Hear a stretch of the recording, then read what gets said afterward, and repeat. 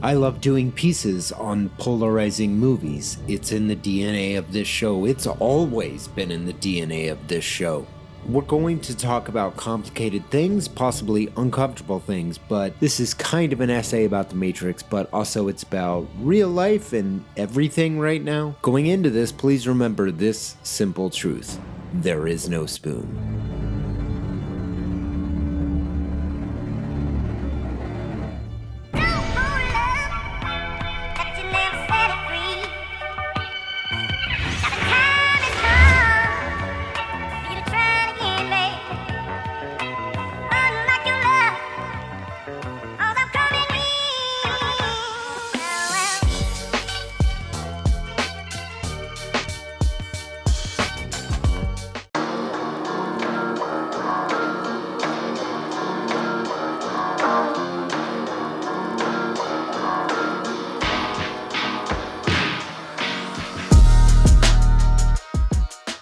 In our heroic story, young programmer Thomas Anderson finds out the world is a complex simulation run by computer programs.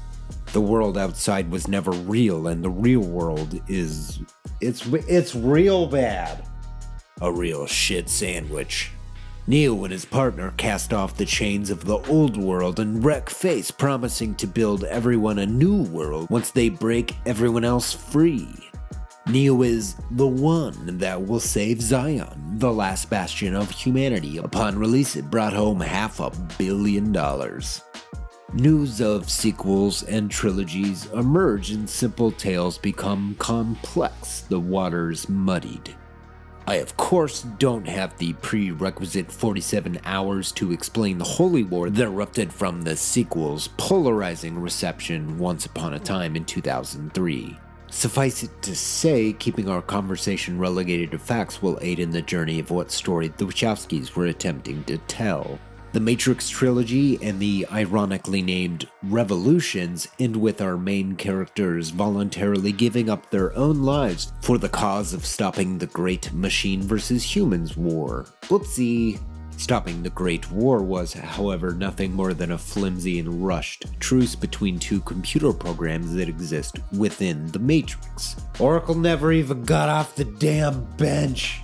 A human was not present at this agreement. Representation matters. Humans are indeed allowed to leave the Matrix, at least for a little while. Pro tip, get that shit in writing, dog.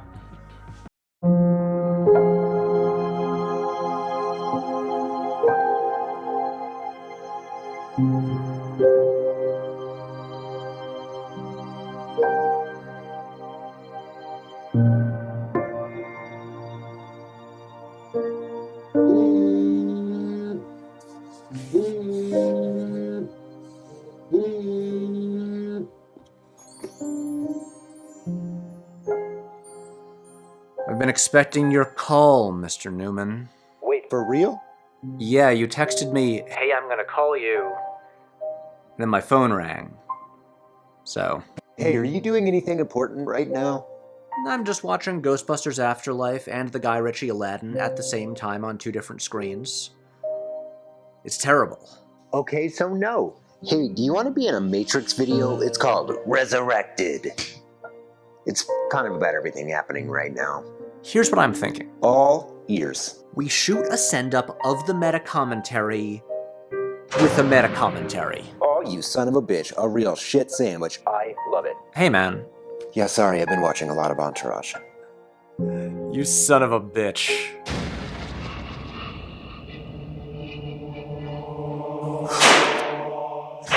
Patrick! Patrick! Yeah! Hey, are you still there? Yeah, what's up? Hey, are you dead only in the movies of Mikey timeline? Do we have to put a bumper up that says, nothing we do here has an effect on the Charles timeline? Hey man, I gotta be honest about something. All ears. I don't feel like the Clockwork Orange boys would like basketball all that much. Yeah, like the algorithm was the bad guy in that movie. Could have read that more literally. Oh my god, is Space Jam 2 secretly genius? Yes, but also, and more importantly, true malevolent evil. Yeah, I get those two confused. Well, you and the entire internet. Anyway, The Matrix.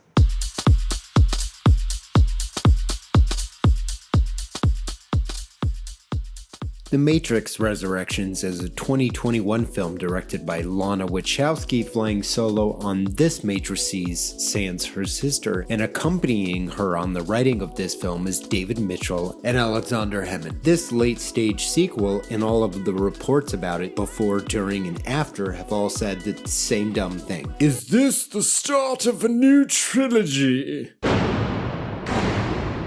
Big machines slurp up IP, y'all. The term used for this in the business world is no shit exploiting IP. The point of this movie is to be the last Matrix movie. There is an entire novel's worth of ideas and narratives on display in this film, but it never forgets to be a Matrix movie, warts and all. Which I do appreciate in this pants optional era of the Zoom call. Because at the heart of this story is breaking free of your own self-destruction with the help of your best friend.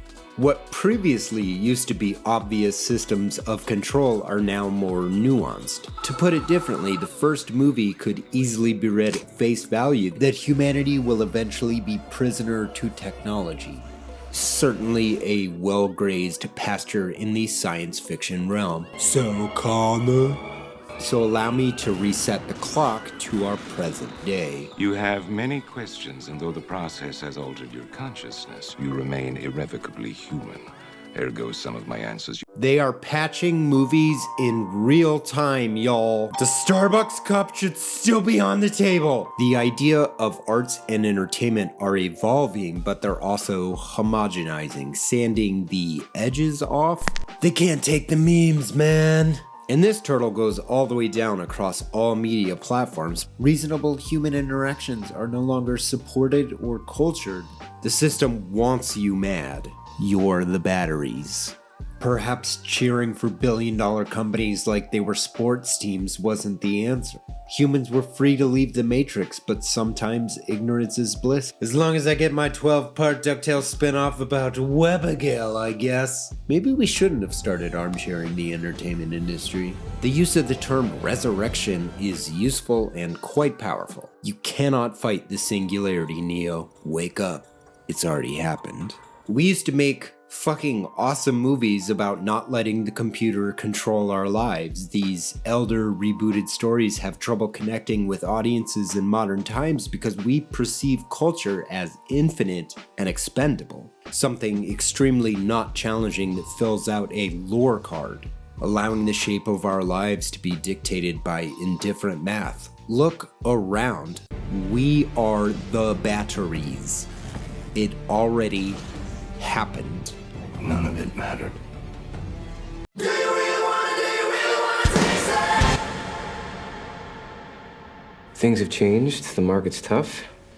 I'm sure you can understand why our beloved parent company, Warner Brothers, has decided to make a sequel to the trilogy. That's true, by the way. That already happened. If you don't make this movie with us, we'll make it without you. That's a tense situation for any filmmaker to find themselves in. It's the illusion of choice because you've already lost control. The choice is an illusion. Usually, Matrix movies are steeped in impenetrable philosophizing. Resurrections can be read almost 100% literally and walk away with the feeling that love can overcome our terrible current reality that none of us chose. This was a personal movie for Lana, using the process of telling this story as a way to work through a personal loss in her own life. But she also fired a shot in the movie itself, right at Warner Brothers.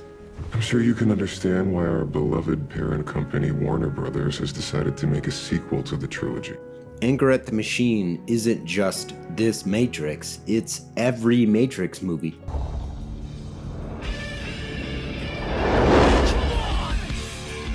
It is so much simpler to bury reality than it is to dispose of dreams.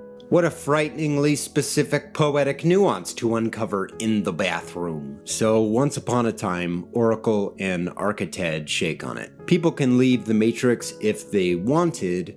The war is over! People could leave the Matrix if they wanted, but long story short, if you allow batteries to decide for themselves not to be batteries, energy shortages will emerge.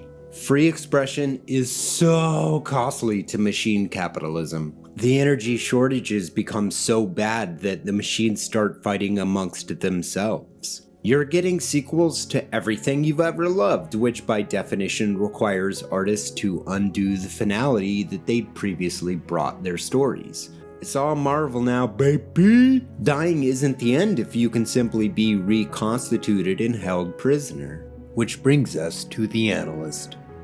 Once upon a time, a gentle boy, but he seized a moment to rid the Matrix once and for all of, well, the Oracle and Archited, who ended up being the people actually fighting for humanity. Actually, we could have more power for our endless conquest if our power source doesn't have a choice, actually.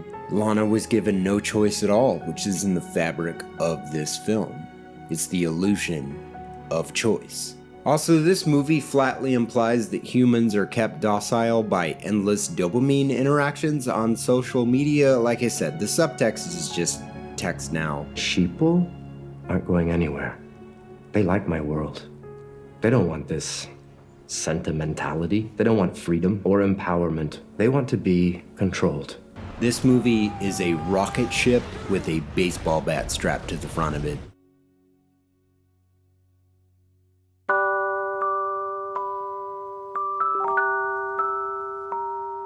Beware the Jabberwock, my son. The jaws that bite, the claws that catch. Beware the jub bird and shun the frumious bandersnatch. Here's a scrumptious literary curiosity. Through the Looking Glass is why Alice's Adventures in Wonderland became a popular book at all. The story gained a following because of the success of its sequel, and deeper and curiouser still is that Through the Looking Glass ends with Alice questioning her own reality and sanity. She doesn't even know if her existence is someone else's dream or not. The loss of self.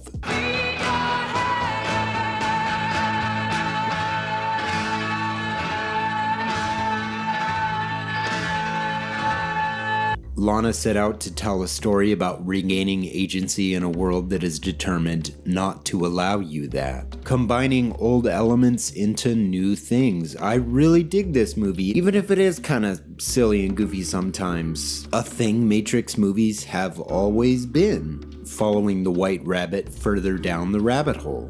But what happens when you chase the rabbit too far down?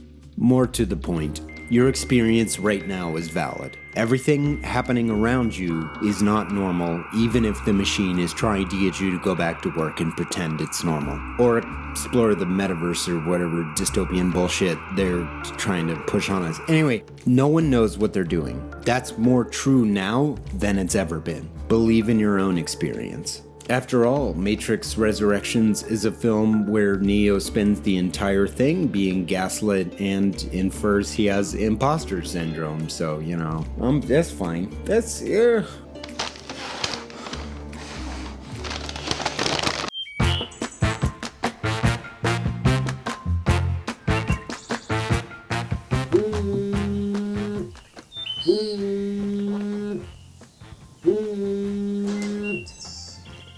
Hello?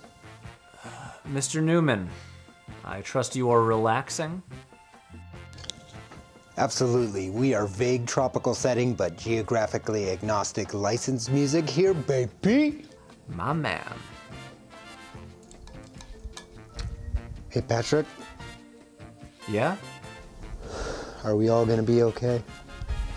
Look, I am just a humble film YouTuber, but I think we are.